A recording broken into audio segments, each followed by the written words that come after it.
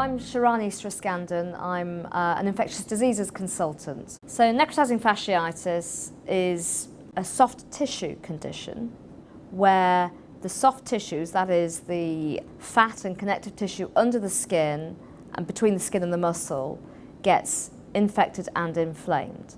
We got sent home even though the midwife had seen that I had a red blush over my stomach and I had a black, kind of a 10p piece circle on my stomach as well. And she was a little concerned about it, brought the doctor to come and have a look, but the doctor said it's fine.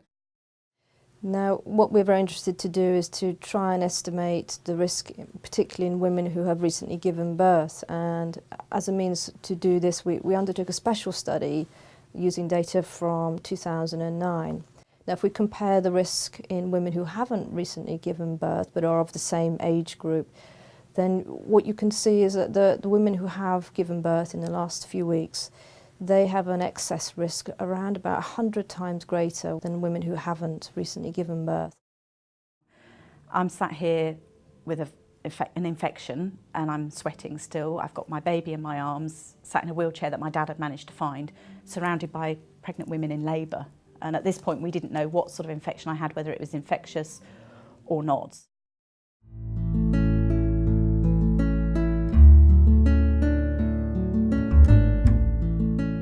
The key things are severe pain and a patient who is more unwell and more unwell than you would expect from what you can see, in relation to where their pain is.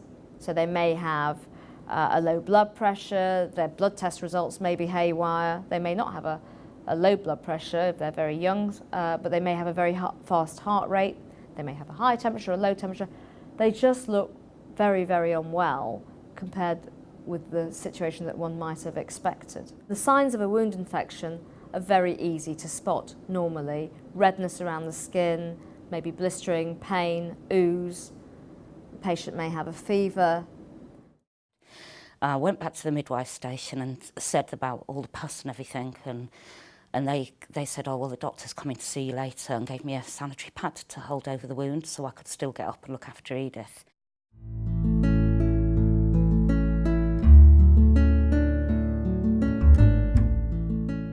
We must observe the cardinal messages about managing severe sepsis. It is exactly the same if someone's not pregnant. That is, recognise it, administer antibiotics, broad spectrum, ASAP. Don't just let the doctor write them up and put them on the routine chart to be given at the next drug round. They need to be given then and there, within the first hour, after blood cultures have been taken. We had to have an emergency C-section because I had preeclampsia. So after that, I got really poorly, and the wound got infected and more infected, but it wasn't diagnosed until it turned to necrotizing fasciitis, and as a result of that, I was very poorly.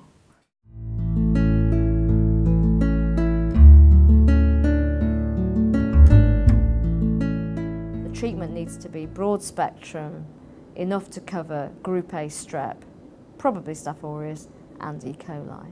And I think in the vast majority of cases that would be sufficient, at least as a start, until more refined cultures are available. You can start smart and then focus. That's sort of the catchphrase at the moment. But no one minds someone who's very sick receiving broad spectrum antibiotics when they're very unwell, because those can be always easily tailored to the correct organisms the following day.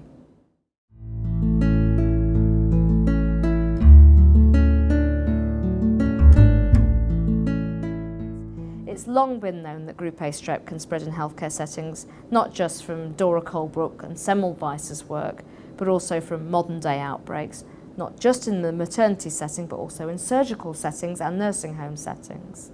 It's very clear that it's easy to transmit infection once it causes a symptomatic process.